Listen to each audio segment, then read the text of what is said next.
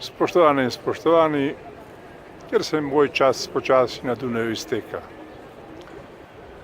V tem mestu sem preživel 3 tedne, si ga ogledal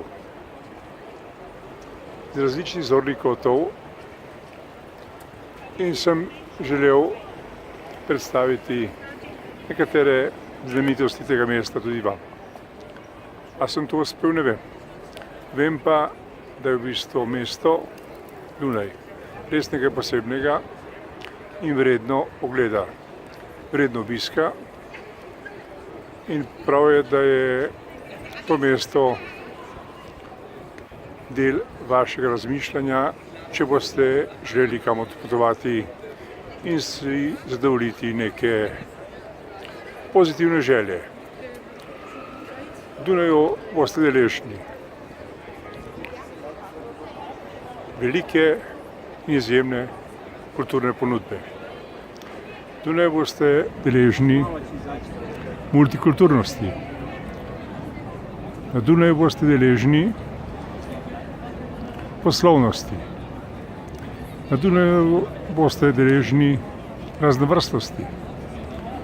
Na Dunaju boste deležni tudi morda nekaterih nevšečnosti. Vendar vredno je priti na Dunaj, ga obiskati in se poskušati vživeti v življenje tukaj živečih meščanov, tukaj živečih prišlekov, ki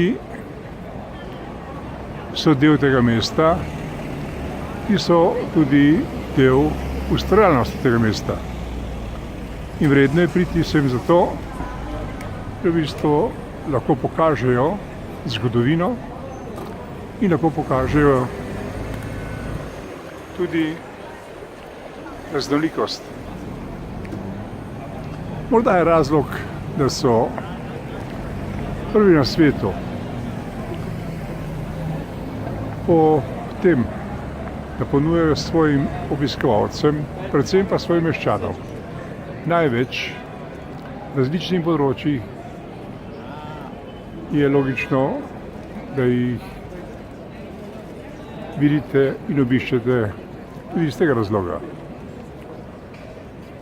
Sam zaključujem jutri obisk tega mesta. Morda se vam vrnem, ali pa ne. Vendar, ko se bom, če mi to uspe, boste zopet deležni mojih prispevkov iz prestolnice, ki živi z ljudmi in ki upošteva ljudi. In še ena stvar. Ni vse na kupovanju. Res pa je, da vam moram reči, da sem sedaj v tem trenutku v drugi najbolj razvijani nakupovalni ulici v mestu Dunaj. To je Marija Hilferstraße, ki je dobila ime po cerkvi, ki je tukaj v bližini postavljena. In moram reči, da je takih ulic, kjer sem ostane pri nakupovanju, v Dunaju res veliko. A to ni tako pomembno. Pomembno je tečeno vodo. Tukaj je lepo, prijazno. Tukaj vedo, kaj je mesto in tukaj vedo, kaj je celovitost mesta. Tukaj ne širijo mesta v 3 ali 2 ulice, ki so lepo urejene, ostale del mesta pa je, to domače rečeno, skrpocalo. To velja za Ljubljano, pa naj poskakujejo na mestni upravi, kakor jim se zahoče. Tukaj lahko 15 km stran, to so dokazali in pokazali, najdete rešitve, ki so vredne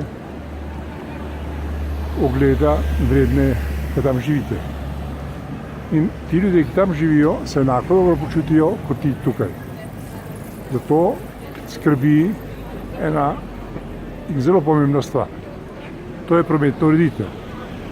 Tako kot ima Dunaj urejeno prometno ureditev, se morajo prestolnice po Evropi, prijatelji sem, učiti, kako se lotevati teh rešitev in teh vprašanj.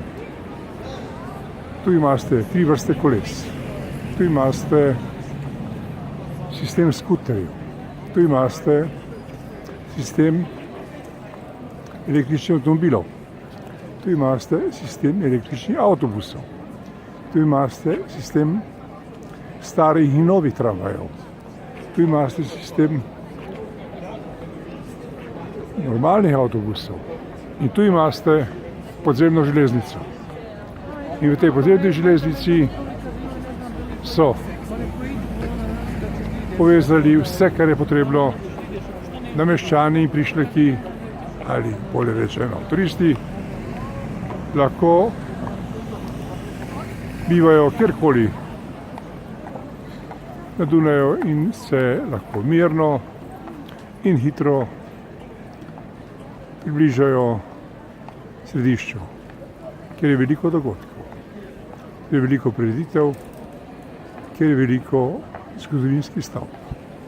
Zgodovinske stavbe ne moreš ustvariti čez noč, vendar lahko pa ustvariš predvsem organizacijsko strukturo, da je mesto zanimivo, prijetno in prijazno za ljudi.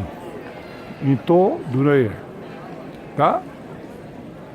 In tako se poslavljamo z Dunaja, s tem prispevkom, da bi upozorili vse tiste, ki ne poznajo malenkost večjih mest, da se v drugih mestih živi tudi zelo prijazno in zelo všečno.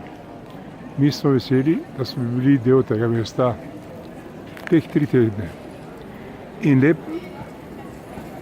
in prijazen večer vam želim, ter naslednje prijazne dni, če smo se odločili, da boste prišli